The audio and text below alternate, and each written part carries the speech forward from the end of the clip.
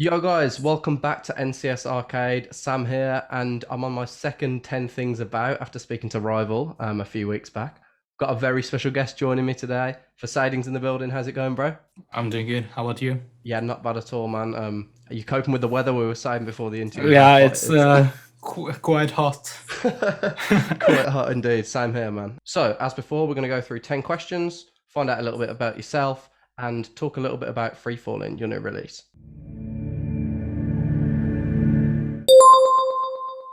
What's your process when it comes to starting a track? Whenever I start a track, I really like to work from bottom and up. It's actually a tip I got when I saw the Brooks masterclass like years ago. So I often tend to start with like the bass line and then add the kick and the drums and work my way towards the top, if that makes sense. So I'll add like chords on top of the bass line and then I'll fill in like the rest with ear candy and stuff to make the track interesting, because I think it's quite crucial to add interesting stuff and not just have like a bass line with drums, because that can get quite stale, if you get what I mean. With the like drums and bass as a start, do you think that sort of acts as, I guess they're rhythmic, right? Does that Yeah. act as a nice foundation to build on? Yeah, it definitely gives me a good foundation on how to structure the rhythm of the track, and it makes a lot easier for me to like create a game plan in my head whenever I make a track. So when you go about starting a track or a project, where do you get your inspiration from? I get my inspiration from multiple sources. It's quite hard to nail down to like one specific. I generally get it from a lot of my friends, which are really good producers. But outside of my friend group, I think Cloud is a really good producer. But I don't actually listen that much to EDM. I mostly like pop music and rap, so you could say I get my inspiration from a lot of different sources. I guess having multiple genres helps, right? Like you don't bring that traditional sound if you're listening to other genres of music, right? Yeah, because you steal like cool tricks from that genre and another like cool sound from that genre, and it can result in a really unique sound, if you get what I mean. I imagine as a producer yourself, the more that you can take from, the more different angles you have within your production.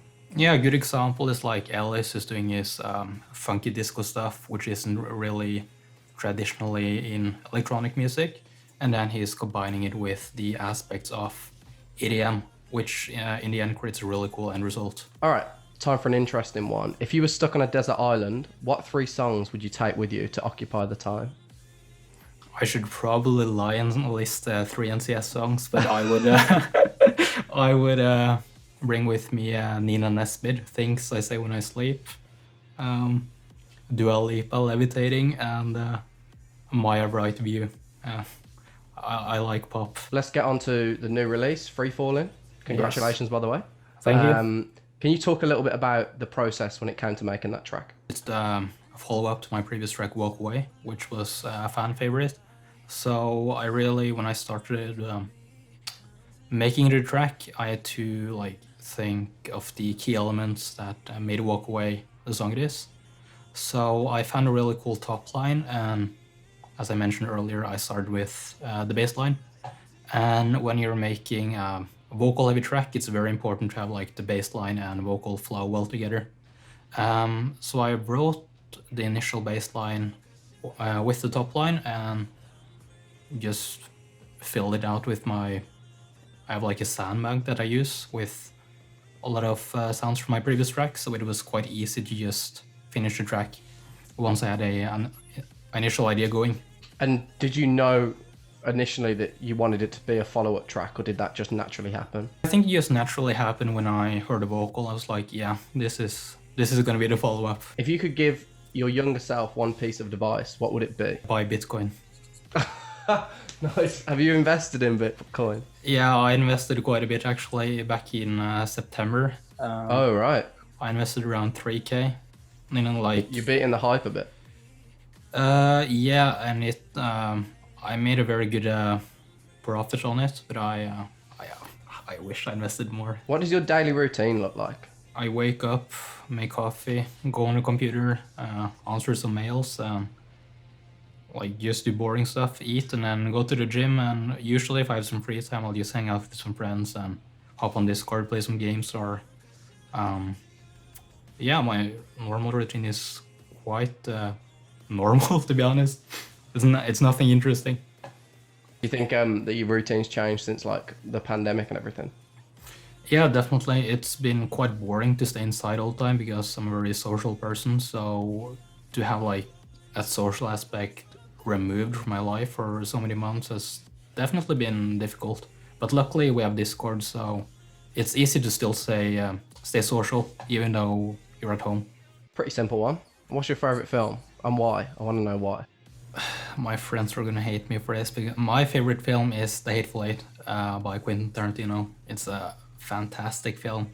I was like ranting like, "Oh, this is like the best movie I've seen," and my friends were having like movie night, and they remember that I said it was such a fantastic film, and it's quite a long film as well. I think they said they watched it and it was the worst movie they had ever seen, and they wasted 3 hours because of me, and they are never gonna take movie recommendations from me ever again. So I really like that film. yeah, same. That whole end scene without spoiling it is just wild. Yeah, I think it's quite cool because all of the action happens in the cabin, and it's quite amazing how they can keep like the suspense like building up when everything is just happening in that large cabin. So, if you ever encounter a writer's block or get stuck when it comes to being creative, how do you deal with that? If I happen to deal with a writer's block, I just do other activities. I only do music as a hobby, so if I have a period where it's less fun, I just focus on something else, like hang out with friends, playing games, or go to the gym, whatever. I think that helps though. Like having the other side of it sort of fuels you to get back into, oh, I want to do some music, you know what I mean? Yeah, because I find it really hard to force creativity, so if I can't really sit down and make something that I'm content with, I won't really bother at all, to be honest. How have you found working remotely during the pandemic? To be honest, not a lot have changed. I've very rarely work in person. The only times I work in person is with Jagsy or Rudlice. Rudlice is located in Stockholm, and Jagsy is located in Oslo, very near me. So I tend to work with them in person. But for like the other stuff, I work remotely, so not a lot of stuff have changed actually. Going to events and shows and that kind of thing. Like how have you missed doing all that stuff? Yeah, I was really bummed out last year because AD got cancelled. It's like one of my favorite events during the year because all of the boys are like in Amsterdam, and you very rarely get to hang out with your whole friend group because we're all located in different countries. So it really sucks on that side, and also for like the performers, DJs, and stuff who make money from playing at events. That must have been quite bad for them because they're gonna lose a lot of their income, which can make COVID very hard period, to be honest. Let's round it off with the classic question that I've just decided is going to be a staple of this Q&A, even though I've only done it with two people so far. But let's go with it anyway. Okay. How would you describe your music in one word? Diverse. I started off with releasing house. I moved on to trap a little bit. Did some more house. Did drum and bass, and then I found my feet within mid tempo now. So you never know like what to expect from me. Not even myself, to be honest. I think that's good though. Diverse is a good way to be if you're not somebody that stays in a box when it comes to production.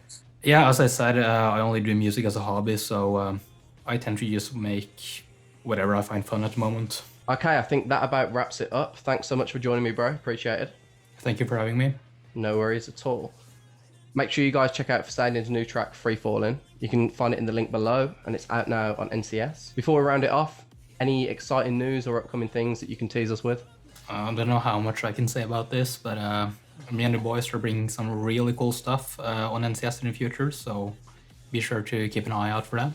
Yeah, keep your eyes peeled for that stuff. Check all over the socials and everything, and you'll find out a little bit about that in the coming months. As always, that's been 10 questions with myself, Sam, and Facading. Thank you so much for joining us. We'll see you guys next time. Peace.